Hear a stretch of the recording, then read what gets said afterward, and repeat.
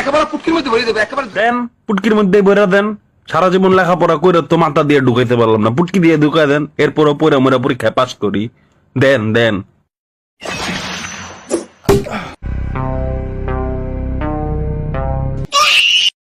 Load shedding আছে, load shedding আছে। আমি পারি না, আর পারি না।